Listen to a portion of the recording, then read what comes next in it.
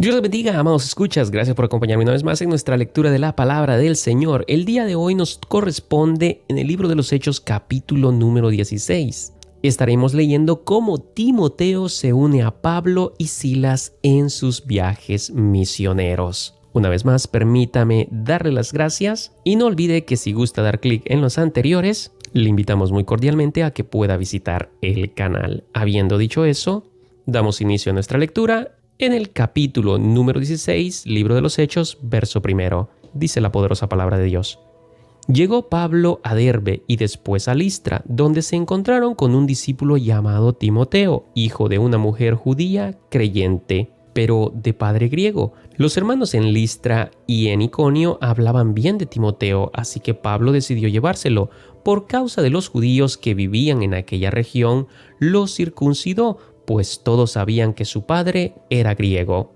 Abrimos rápidamente un paréntesis, amado y amada. Recién en el capítulo anterior leímos cómo para los gentiles esto ya no es un requisito, el circuncidarse. Pero acá vemos una excepción, ya que estamos hablando de Timoteo, quien es hijo de una mujer judía y un padre griego. Y por causa de los judíos que vivían en aquella región, lo circuncidaron, no porque siga siendo un requisito, sino más bien para evitar los malos comentarios, disgusto, desagrado de los judíos. Recuerde muy bien que el apóstol Pablo también nos enseña que en aquello que nosotros hacemos pecar a los demás, pecamos a sí mismos, pues hemos servido de tropiezo, y si podemos hacer algo al respecto para evitarlo, pues si somos cristianos maduros, por supuesto que lo haremos si está en nuestras manos. Timoteo se circuncidó para evitar las habladurías y problemas con los judíos.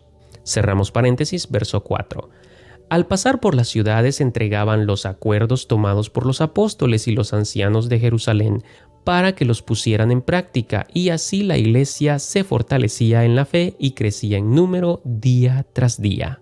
Atravesaron la región de Frigia y de Galacia, ya que el Espíritu Santo les había impedido que predicaran la palabra en la provincia de Asia. Cuando llegaron cerca de Misia, intentaron pasar a Bitinia, pero el Espíritu de Jesús no se los permitió. Entonces, pasando de largo por Misia, bajaron a Troas.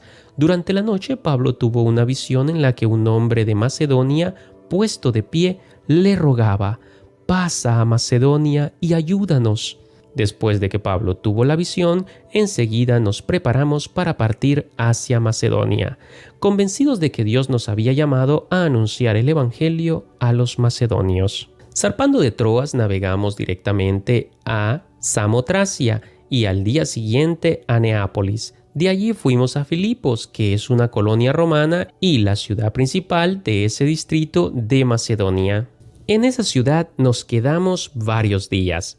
Abrimos paréntesis, amado y amada, para aquellos que creen que la Biblia es simplemente un cuento, pues déjeme decirle, aquí tenemos al narrador de este escrito, el amado médico Lucas. Usted pudo notar cómo en esta ocasión él está hablando en primera persona, pues también se ha embarcado en ese viaje. Pero no solo eso es lo relevante, sino también que nos está mencionando lugares que en cualquier momento, si le es posible y tiene los medios, usted puede viajar a ellos. Para la fecha es totalmente real que ya existían. Las ciudades, las provincias de las cuales nos habla, puede ser todo comprobado a través de la historia. Es más, en muchos lugares de los cuales nos habla en este libro escrito casi hace 2000 años, todavía hay ruinas, escombros de aquella época. ¿No le parece increíble? Cerramos paréntesis, verso 13.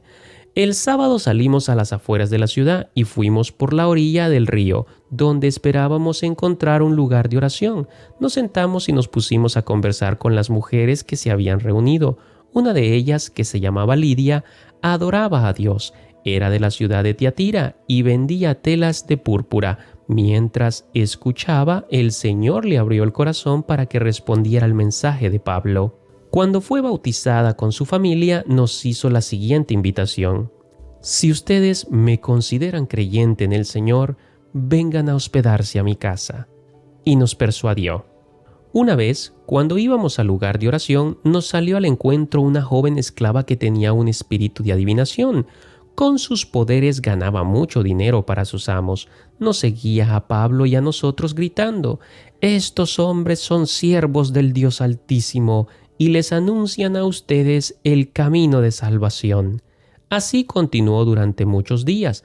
Por fin Pablo se molestó tanto que se volvió y reprendió al espíritu: «En el nombre de Jesucristo te ordeno que salgas de ella». Y en aquel mismo momento el espíritu la dejó.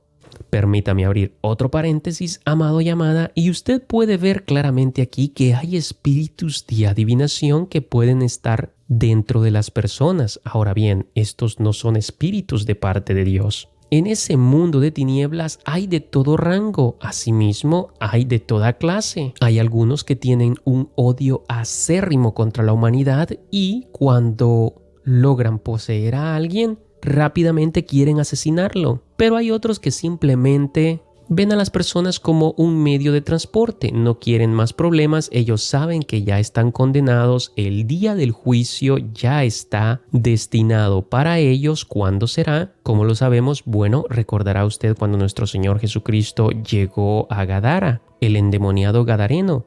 ¿Qué dijeron aquella legión de demonios?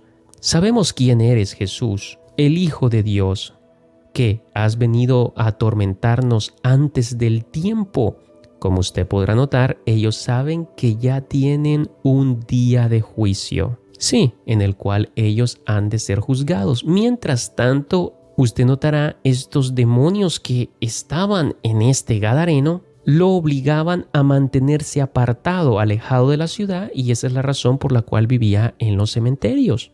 Porque estos demonios simplemente estaban allí, lo poseían y bueno, prácticamente simplemente esperando el día del juicio para ellos. Pero repito, hay otros que no, hay otros que tienen un odio acérrimo contra la humanidad. Por lo tanto, si logran apoderarse de una persona y tomar el control, pasa lo que vemos con aquel pobre muchachito al cual los discípulos de nuestro Señor Jesucristo, cuando Él desciende de orar, no habían podido liberar. Cuando Jesús pregunta, el padre del muchacho le dice: cuando ese espíritu lo toma, lo arroja hacia el fuego, hacia el agua, para intentarlo asfixiar. Usted puede ver cómo es un tipo de demonio diferente. Y es más, nuestro Señor Jesucristo les dijo a los discípulos, quienes ya habían liberado a muchas personas de espíritus malignos, que esta clase de demonios que habían estado en el muchacho solo salen con oración y ayuno. Es decir, hay diferentes niveles,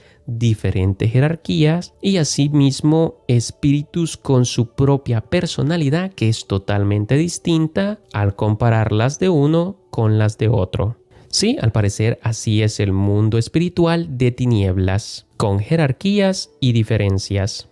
Pues bien, aquí tenemos un espíritu que poseía a esta muchacha, pero era un espíritu de adivinación. Al parecer no la atormentaba, sino únicamente le proporcionaba muchos detalles para adivinar la vida de otras personas. Y lamento si usted es de esas personas escépticas que no creen, pero la verdad es que sí existen. Es más, acá estamos leyendo en la Biblia. Ahora recuerde, son espíritus de adivinación. El mundo espiritual está conectado, por eso que hacia usted va por allí. Espero no sea el caso, solo es un ejemplo, pero hay de estas personas, ¿no?, que leen la mano, entre comillas, y sí pueden adivinarle toda su vida, quiénes son sus familiares, cómo se llaman, porque ese espíritu que habita en ellos está conectado en el mundo espiritual con otros espíritus que están allá donde están sus familiares, etcétera, etcétera. Así que pueden brindarle toda esa información, mas sin embargo no le pueden dar la información exacta del futuro como sí lo puede hacer nuestro Dios, quien la historia prácticamente está en sus manos. Estos espíritus de adivinación únicamente ayudan a estas personas o medios a adivinar cosas del presente, del pasado y en base a eso hacer un pronóstico hacia el futuro también. Pero no es que lo sepan, muy contrario a nuestro Dios, que para Él el futuro no es ningún misterio, lo conoce perfectamente. Cerramos paréntesis, continuamos. Verso 19. Cuando los amos de la joven se dieron cuenta de que se les había esfumado la esperanza de ganar dinero, echaron mano a Pablo y a Silas y los arrastraron a la plaza ante las autoridades. Los presentaron ante los magistrados y dijeron: «Estos hombres son judíos y están alborotando a nuestra ciudad, enseñando costumbres que a los romanos se nos prohíbe admitir o practicar». Entonces la multitud se amotinó contra Pablo y Silas, y los magistrados mandaron que les arrancaran la ropa y los azotaran. Después de darles muchos golpes, los echaron en la cárcel y ordenaron al carcelero que los custodiara con la mayor seguridad. Al recibir tal orden, éste los metió en el calabozo interior y les sujetó los pies en el cepo. A eso de la medianoche, Pablo y Silas se pusieron a orar y a cantar himnos a Dios, y los otros presos los escuchaban. De repente se produjo un terremoto tan fuerte que la cárcel se estremeció hasta sus cimientos. Al instante se abrieron todas las puertas y a los presos se les soltaron las cadenas. El carcelero despertó y, al ver las puertas de la cárcel de par en par, sacó la espada y estuvo a punto de matarse, porque pensaba que los presos se habían escapado. Pero Pablo le gritó: «No te hagas ningún daño, todos estamos aquí». El carcelero pidió luz, entró precipitadamente y se echó temblando a los pies de Pablo y de Silas. Luego los sacó y les preguntó: «Señores, ¿qué tengo que hacer para ser salvo?». «Cree en el Señor Jesús, así tú y tu familia serán salvos», le contestaron. Abrimos un breve paréntesis, amado y amada, y es que, como hemos leído, el carcelero, al ver las puertas de par en par de las prisiones, sacó la espada y estaba a punto de matarse. Para aquellos que no lo sabían, en la ley romana era así: si un preso se escapaba, a quien habían dejado a cargo pagaba con su vida. Así que este carcelero, pensando que todos los presos se habían escapado, estaba a punto de quitarse él mismo su vida, pues prefería eso a ser torturado hasta la muerte por orden de sus superiores. Pero justo en ese momento Pablo le grita: «No te hagas ningún daño, todos estamos aquí». Y bueno, lo que recién vimos en nuestra lectura, cerramos paréntesis, verso 32. Luego le expusieron la palabra de Dios a él y a todos los demás que estaban en su casa. A esas horas de la noche el carcelero se los llevó y les lavó las heridas. Enseguida fueron bautizados él y toda su casa. El carcelero los llevó a su casa, les sirvió comida y se alegró mucho junto con toda su familia por haber creído en Dios. Al amanecer, los magistrados mandaron a unos guardias al carcelero con esta orden: «Suelta a esos hombres». El carcelero entonces le informó a Pablo: «Los magistrados han ordenado que lo suelte, así que pueden irse, vayan en paz». Pero Pablo respondió a los guardias: «¿Cómo? A nosotros, que somos ciudadanos romanos, que nos han azotado públicamente y sin proceso alguno, y nos han echado en la cárcel, ¿ahora quieren expulsarnos a escondidas? Nada de eso.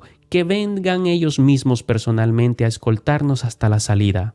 Los guardias comunicaron la respuesta a los magistrados. Estos se asustaron cuando oyeron que Pablo y Silas eran ciudadanos romanos, así que fueron a presentarles sus disculpas. Los escoltaron desde la cárcel pidiéndoles que se fueran de la ciudad.